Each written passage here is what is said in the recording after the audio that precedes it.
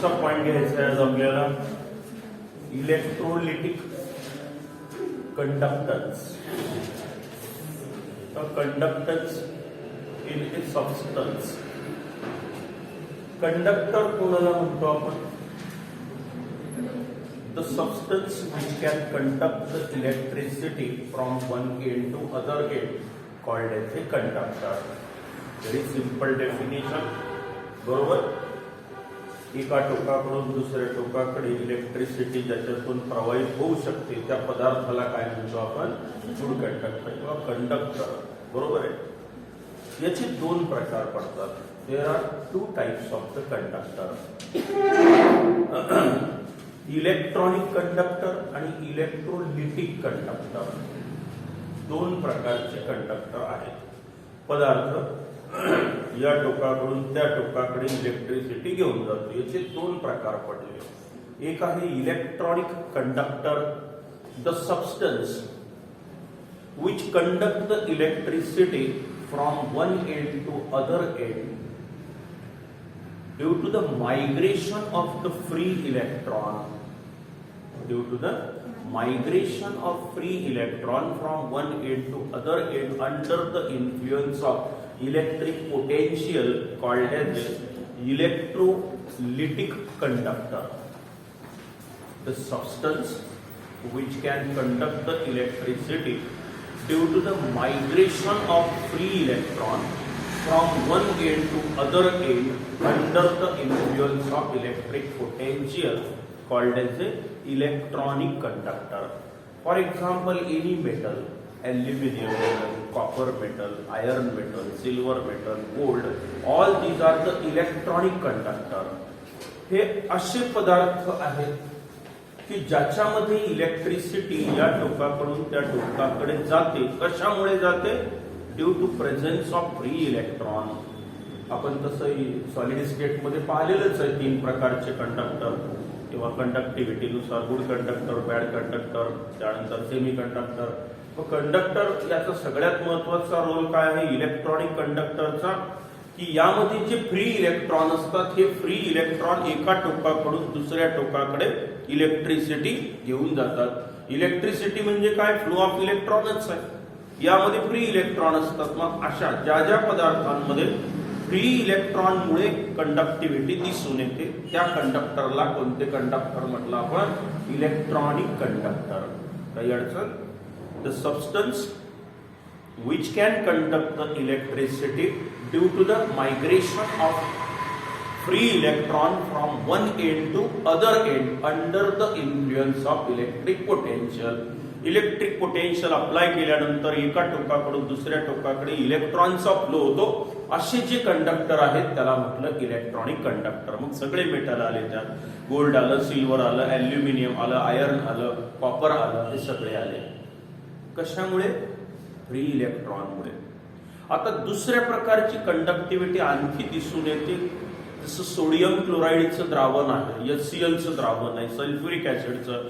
Salt पाण्यात टाकलं ion तयार होतात नाही का? ऍसिड पाण्यात टाकलं आयॉन तयार होतं. Strong electrolyte, strong acid, strong base, salt पाण्यात टाकल्यानंतर त्याचे आयॉन तयार होतात आणि याच्यामधून देखील इलेक्ट्रिसिटी पास होते या टोकाकडून त्या टोकाकडे. याला इलेक्ट्रोलिटिक कंडक्टन्स म्हणायचं आहे आपल्याला. Electrolyte, the substance which ionizes and can carry the electricity from one end to other end, यालाच इलेक्ट्रोलाइट म्हणतो आपण. आणि इलेक्ट्रोलिटिक कंडक्टन्स म्हणजे काय? आता याचं उत्तर द्यायचं आहे आपल्याला की what is mean by electrolytic conductors. These are the substances which can conduct the electricity by the transportation of the positive and negative ion from one end to other end. Such conductors are called as a electrolytic conductor. Metal मध्ये जे conductivity दिसून येते त्याला कारणीभूत कोण असतं? Free electron असतात. आणि एखाद्या द्रावणामधून जेव्हा कंडक्टिव्हिटी आपल्याला पास झालेली दिसून येते, इलेक्ट्रिसिटी जेव्हा पास होते तेव्हा त्याला कारणीभूत कोण असतं? त्यामध्ये प्रेझेंट असलेले पॉझिटिव्ह आणि निगेटिव्ह अपोजिटली चार्जड आयॉन असतात. अपोजिट इलेक्ट्रॉन पुढे चालल्या जातात. थोडक्यात काय होतं इथे इलेक्ट्रिसिटी या टोकाकडून त्या टोकाकडे जाते, म्हणजे हे झाले पुन्हा गुड कंडक्टर. बरोबर आहे.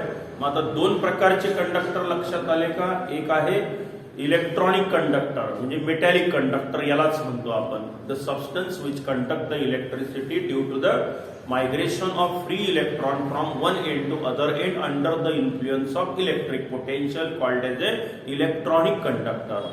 And substances which can conduct the electricity due to the migration of positive and negative ion from one end to other end under the influence of electric potential called as a electronic conductor. Electrolytic conductor. For example, sodium chloride solution, molten sodium chloride, NaCl solution, copper sulfate solution, HCl solution, H2SO4 solution, NaOH solution, हे सगळे कोण झाले आता? Electrolytic conductor झाले. ठीक आहे. या दोघांमध्ये काय फरक आहे नेमका? थोडक्यात पॉइंट पहा. याने पहिला फरक सांगितला आता इलेक्ट्रॉनिक कंडक्टर मध्ये it is due to the migration of free electron from one end to other end. Electrolytic conductor मध्ये पहिला पॉइंट सांगू आपण, it is due to the migration of positive and negative ion from one end to other end. पहिला फरक. In case of electrolytic conductor no matter transfer from one end to other end, only electron can pass, only electron migrate from one end to other end. Matter does not transfer from one end to other end. कोणतं matter electronic conductor मध्ये transfer होत नाही. Electron जेवढे electron इकडून 10 आले ते 10 इकडे जमा झाले, याच्यात काहीच बदल होत नाही. हे सांगितलेलं आहे आपण. समजा कॉपर मेटल आहे, इकडनं जेवढे इलेक्ट्रॉन आले तेवढे पॉझिटिव्ह पोलवर जमा झाले, याच्यातले इलेक्ट्रॉन किंवा मॅटर जसंच्या तसंच आहे. यात कोणत्याही प्रकारचा केमिकल चेंज होत नाही. कॉपरच राहतं. कॉपरचं इलेक्ट्रिसिटी पास झाल्यावर गोल्ड मध्ये रूपांतर होतं का? जसं तसंच राहतं ते. म्हणजे मॅटर ऍक्च्युअली इथे ट्रान्सफर होत नाही. पण सोडियम क्लोराईड मधून जर तुम्ही इलेक्ट्रिसिटी पाठवली तर याने आयन तिकडे जमा होतात, Cl बाहेर पडतो, कंडक्टिव्हिटी दिसून येते आपल्याला, मॅटर फ्लो होतो, Na plus Cl minus ion transfer होतात अपोजिट इलेक्ट्रोडकडे. हा दुसरा पॉइंट सांगता येतो.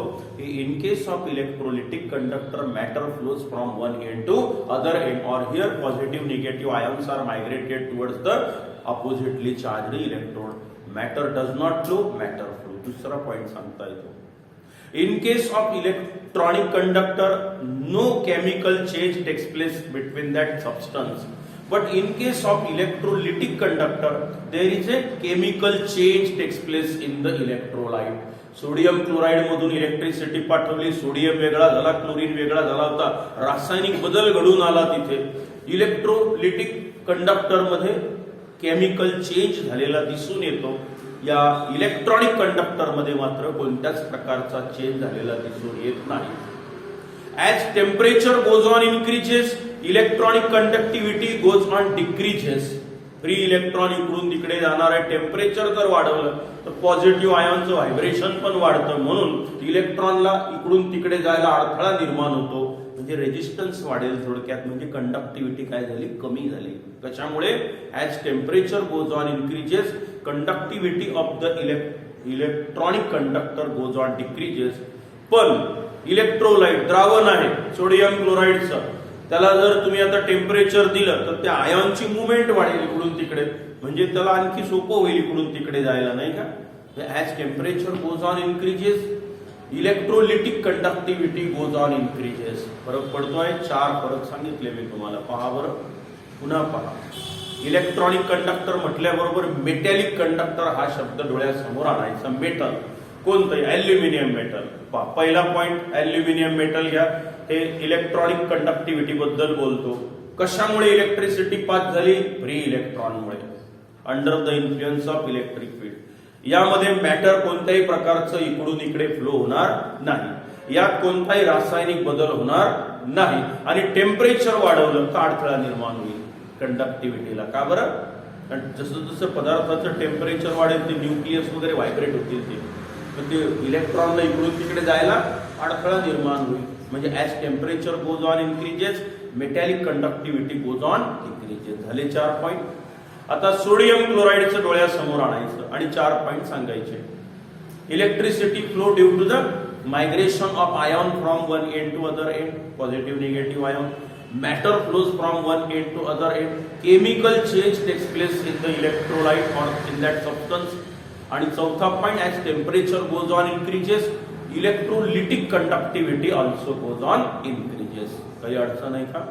आता हे पॉइंट घेऊ नका असं त्यांनी सांगितलं, पुढचं घ्या म्हणतात. आता हे माहीतच नसेल तर तुम्ही पुढचं काय समजणार, म्हणजे कोणते पॉइंट रद्द करायचे, काय करायचे, कसे कोणी ठरवलं माहिती नाही.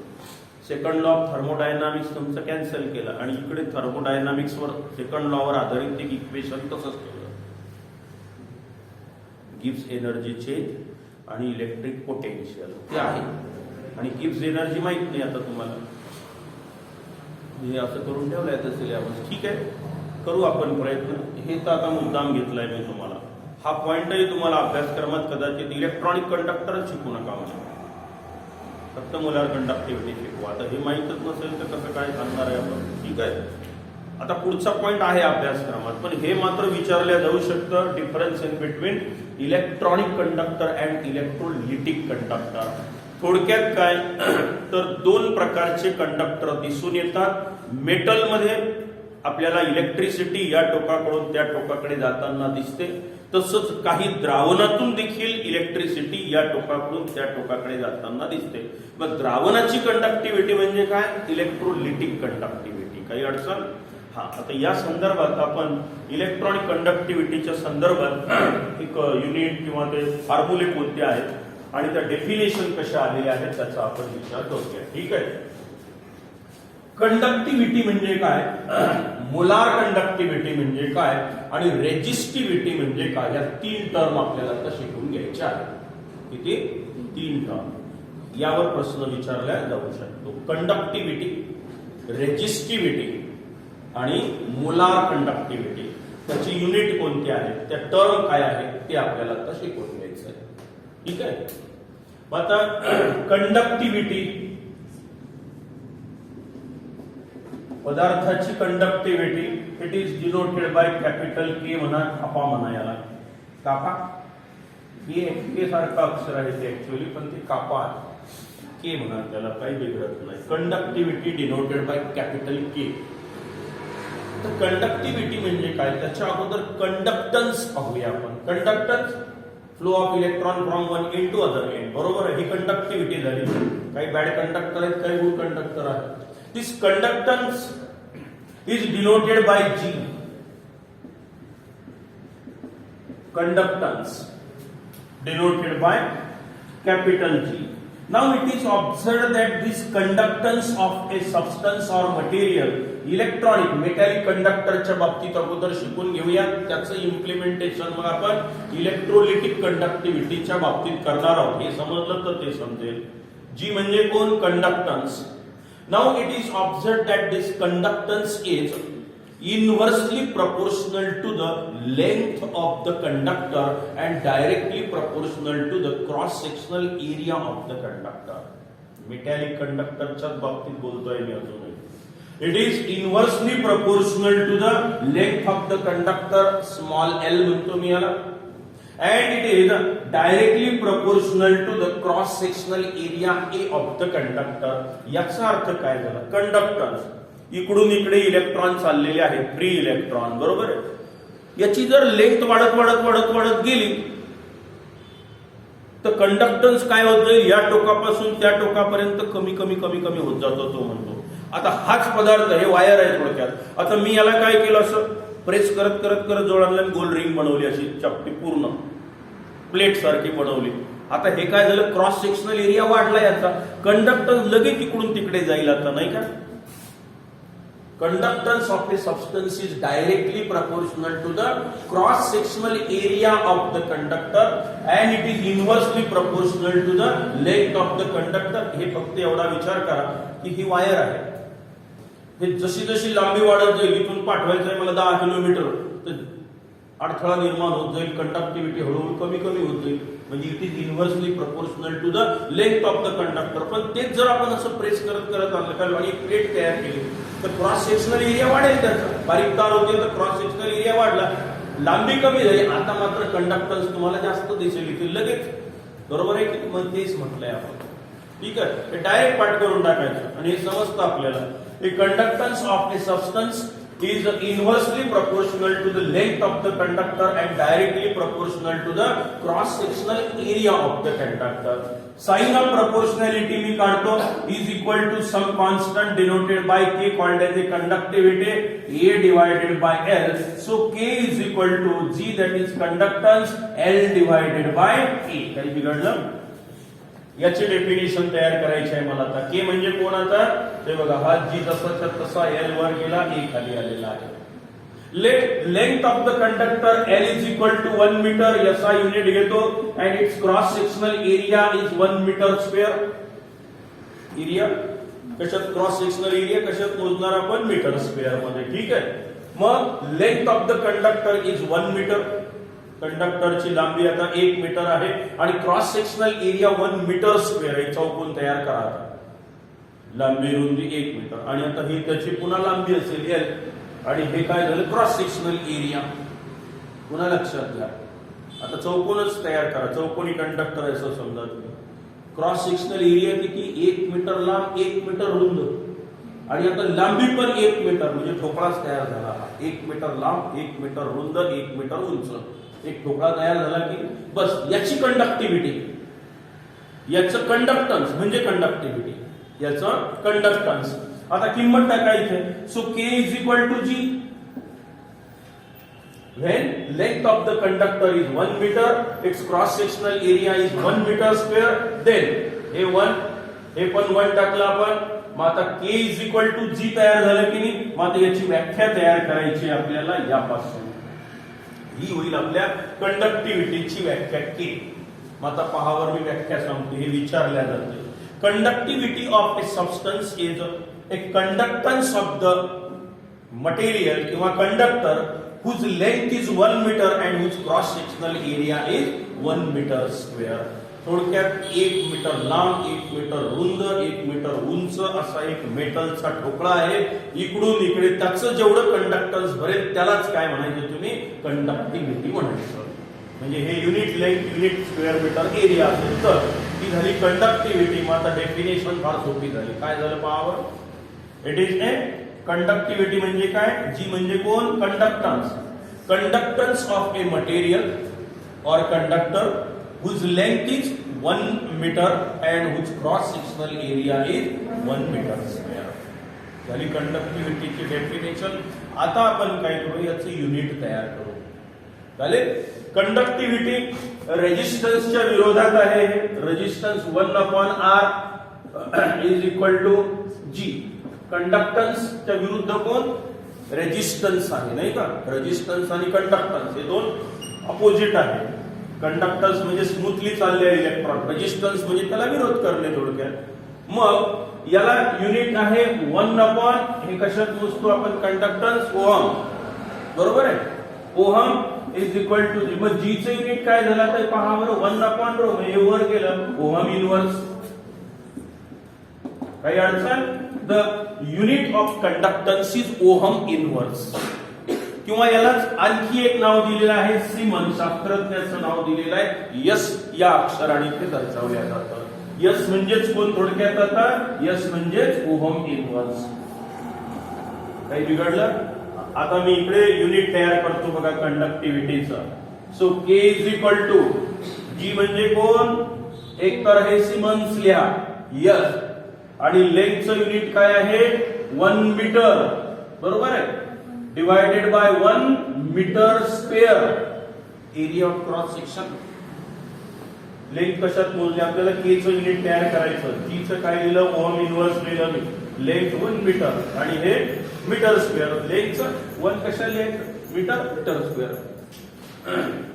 1 मीटर मीटर कॅन्सल करा. So K is equal to S M inverse किंवा K is equal to siemens म्हणजेच ओहम इनवर्स, मीटर इनवर्स. हे दोन्ही युनिट चालतात. This is the unit of conductivity. Unit of conductivity झालं आहे. आता कंडक्टिव्हिटी जर समजली तर याच्या विरुद्ध असते रेजिस्टिव्हिटी. एवढ्याच पदार्थानं दाखवलेलं रेजिस्टन्स म्हणजे रेजिस्टिव्हिटी. एवढ्या म्हणजे किती? 1 मीटर लांब, 1 मीटर रुंद, 1 मीटर उंच जो ठोकळा आहे त्याने दाखवलेलं कंडक्टन्स म्हणजे कंडक्टिव्हिटी, त्याने दाखवलेलं रेजिस्टन्स म्हणजे रेजिस्टिव्हिटी. आता पहा, हे लक्षात घ्या एकदा काय केलं आपण. आता मी रेजिस्टिव्हिटी सांगतो इकडे.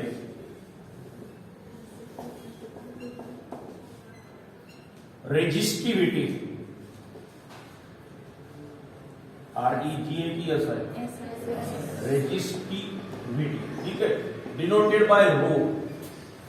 आता पुन्हा त्याच पद्धतीने मी डिराईव्ह करतो आहे याला आपण.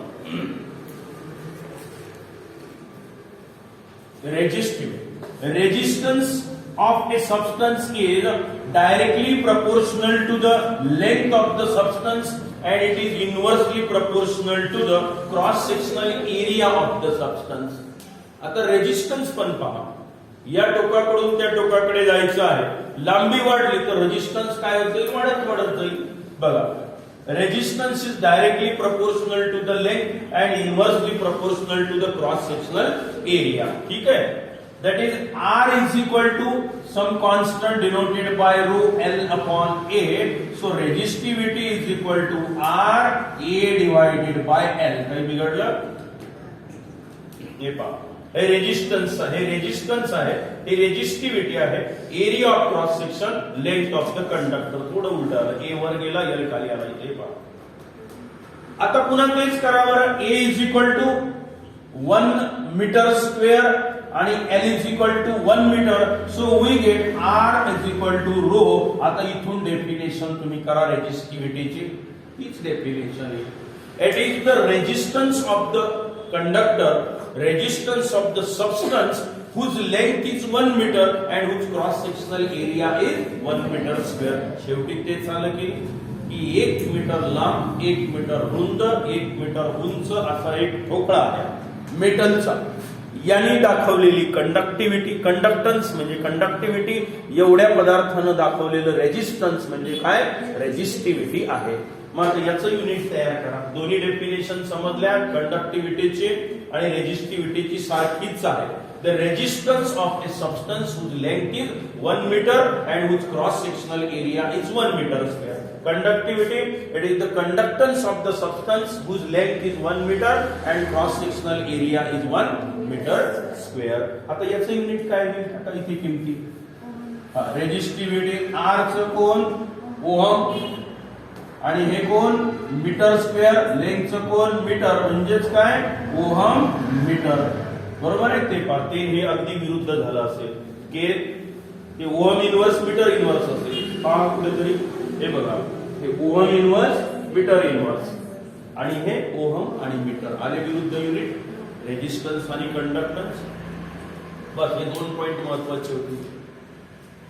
हे झालं इलेक्ट्रॉनिक कंडक्टिव्हिटीच्या बाबतीत. आपली केमिस्ट्री जी इलेक्ट्रोकेमिस्ट्री जी फिरते आहे ती त्या इलेक्ट्रोलाइटच्या भोवती फिरते.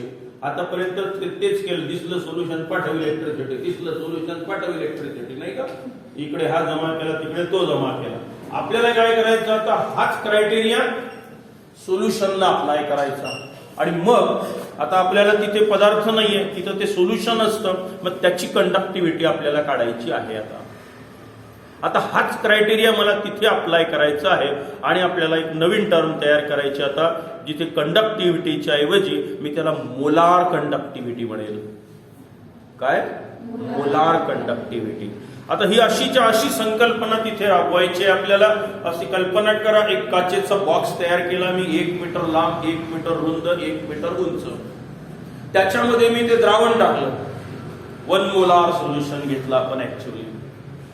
बरोबर आहे? 1 मोलार सोल्युशन घ्या किंवा जे काही कॉन्सन्ट्रेशन असेल ते घ्या. त्या द्रावणानं दाखवलेली कंडक्टिव्हिटी म्हणजे मोलार कंडक्टिव्हिटी, त्या द्रावणानं दाखवलेलं रेजिस्टन्स म्हणजे काय होईल? रेजिस्टिव्हिटी होईल. पण आता इथे तो सॉलिड नाहीये, फक्त कल्पना करायची आहे की असं द्रावण तयार केलं आपण एका काचेच्या बॉक्समध्ये आणि 2 टर्मिनलला जोडलं, त्यांनी दाखवलेली कंडक्टिव्हिटी तिथे पण दिसेल. आयॉनमुळे, इथे इलेक्ट्रॉन नाहीये, आयॉन इकडून तिकडे जातात. मग त्या द्रावणानं दाखवलेली कंडक्टिव्हिटी, त्याला मी आता काय म्हणणार आहे? Molar conductivity.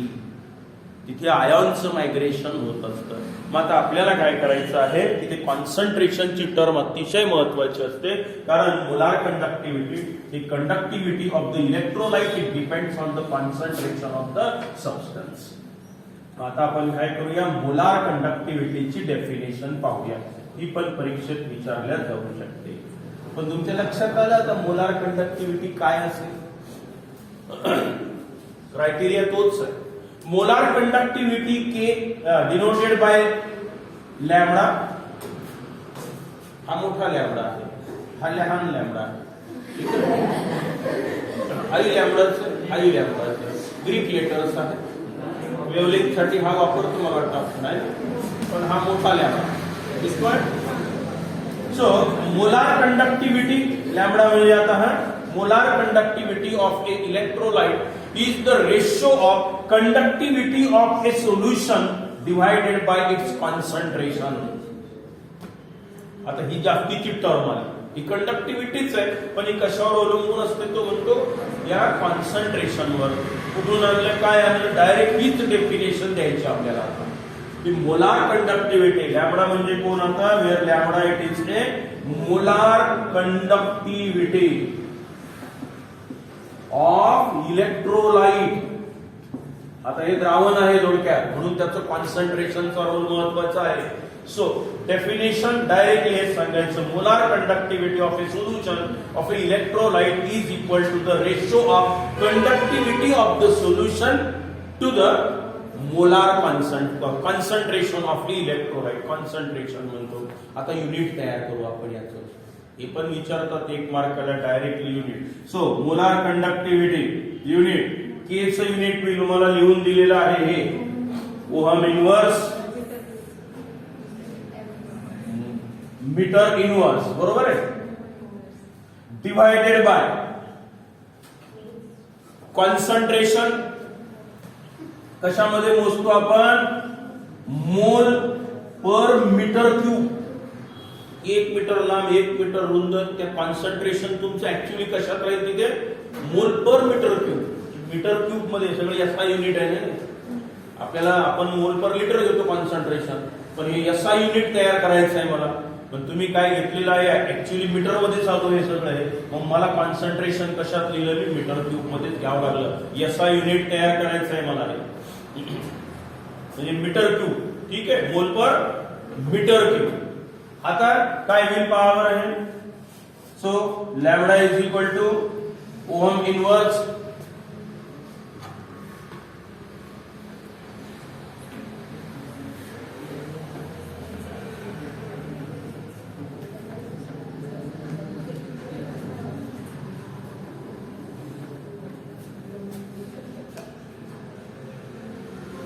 लॅम्बडा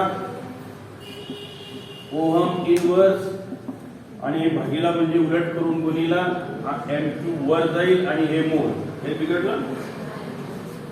आता काय शिल्लक राहिलं, मग lambda is equal to ohm inverse metre square आणि मोल वर गेला इनवर्स, किंवा lambda is equal to siemens metre square mole inverse. This is the unit of conductivity, SI unit.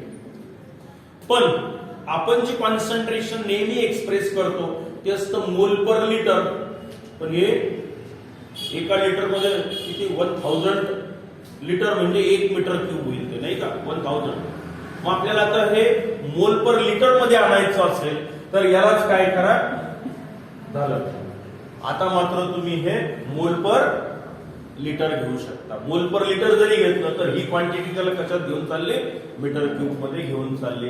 हा झाला फॉर्म्युला तुमचा तयार, आणि हे त्याचं युनिट. तर याच्यावर काय डेफिनेशन किंवा युनिटच विचारतात खरं म्हणजे. एखादे प्रॉब्लेम असले आपण ते घेऊन टाकूया. सोपं आहे, काही कठीण नाही. एकदा दोनदा पाहून घ्या, फक्त ते वाचलं की समजून जाईल तुम्हाला. हे काय केलं माहितीये, आता इथे हे कोण आहे, के म्हणजे conductivity of the solution, C म्हणजे कोण, कॉन्सन्ट्रेशन इन मोल पर लिटर.